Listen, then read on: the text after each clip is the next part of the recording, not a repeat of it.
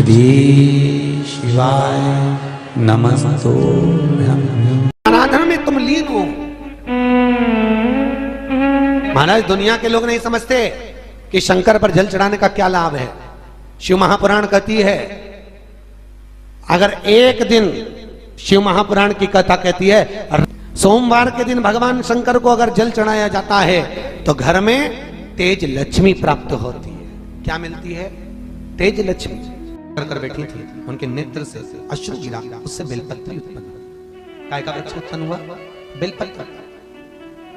पूरी दुनिया में केवल एक बेलपत्र का वृक्ष कैसा होता है जिस वृक्ष के नीचे माता लक्ष्मी शाम के समय पर बुआरी लगाने के लिए जाती है, झाड़ू लगाने। बेलपत्री के पेड़ पर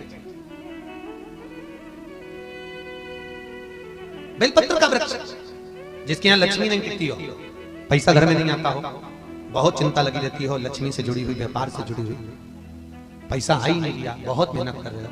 सोमवार की सोमवार 5 सोमवार बेलपत्री के पेड़ के नीचे एक घी का दिया लगाना चालू कर दीजिए। शाम के समय थोड़ी सी मिट्टी बेलपत्री के पेड़ के नीचे की उठा कर लिया, घर के अंदर लाकर इतनी सी मिट्टी लाकर पटक दीजिए। 5 सोमवार करके देखो, छठे सोमवार पे करने की जरूरत नहीं पड़ेगी, व्यापार अपने आप बढ़ना चालू हो जाएगा। लक्ष्मी शाम के समय पर प्रतिदिन बेलपत्र के पेड़ के नीचे बुआरी लगाने जाएगी। शंकर भगवान की प्रियता बेलपत्र। पहले भी कथा में कहा, फिर कहते हैं, जिस व्यक्ति के जीवन में धन, संपदा, वैभव, सत्ता, लक्ष्मी की थोड़ी भी कमी दिखती हो, उसको बेलपत्री के वृक्ष का पूजन चालू कर देना चाहिए। जाओ सोमवार के दिन बेलपत्र वृक्ष के नीचे जल चढ़ाकर, जल का सिंचन कर कर, उसी बेलपत्र के नीचे शाम के समय पर संध्या काल में, प्रदोष काल में भगवान देवाधिदेव महादेव गौरी शंकर का स्मरण करो।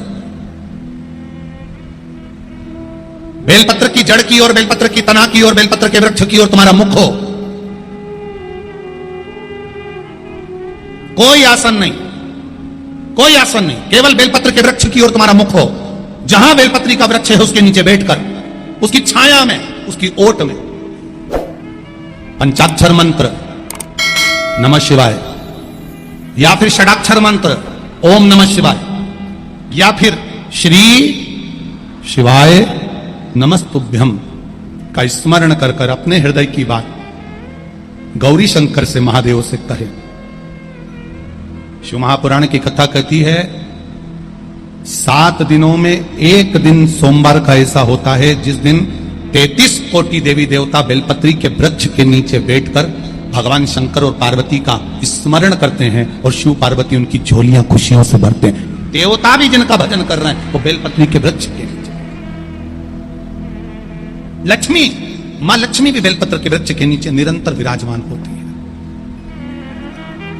और आप लोगों से एक निवेदन और करना चाहेंगे, ये मनुष्य का शरीर जब तक रहे, ये मानव की देह जब तक रहे, जिंदगी में एक बेलपत्री का वृक्ष अपने रहते रहते कहीं पर भी लगाना, उसको बड़ा करना, उसको बड़ा कर कर जैसे अपने बच्चे को बड़ा करते हो ऐसे लगाकर बड़ा कर कर महादेव से कहना कि मैंने अपनी जिंदगी में, मैं मर भी जाऊं, मेरे प्राण छूट भी जाएं, मेरे जाने के बाद मेरे घर के लोग एक लोटा जल चढ़ाएं ना चढ़ाएं, बेलपत्री चढ़ाएं ना चढ़ाएं, पर ये वृक्ष मैंने बेलपत्री का लगा दिया, अगर मैं मर भी गई तो मेरे मरने के बाद भी मेरे हाथ की बेलपत्र महादेव को चढ़ती रहेगी, महादेव को प्राप्त होती रहेगी। लगाओ, एक बेलपत्री के पौधे को छोटे से बड़ा करो, बड़े से बड़ा करो, बड़े से बड़ा करो, और बड़ा करने के बाद उसको कहीं तुम्हारी मर्जी पड़े जहां उस बेलपत्री के वृक्ष को लगाओ। अगर गलती हो गई, ये बहुत गलतियां हो गई, बहुत दुख पड़ गया, तकलीफ में आ गए, लग रहा है कि मुझसे बहुत गलतियां हुई है, बाबा मेरी नहीं सुन रहा, ये बेलपत्री का भाग की डंडी पीछे की ओर कर, जहां बैठकर बेलपत्र चढ़ा रहा,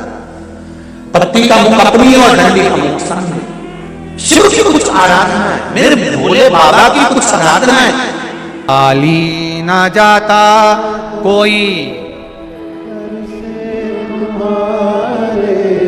खाली ना जाता कोई, दर से तुम्हारे मैं भी खड़ी हूँ नहीं बाहे पसार, मैं भी खड़ा हूँ नन्ही बाहे पसार। अपने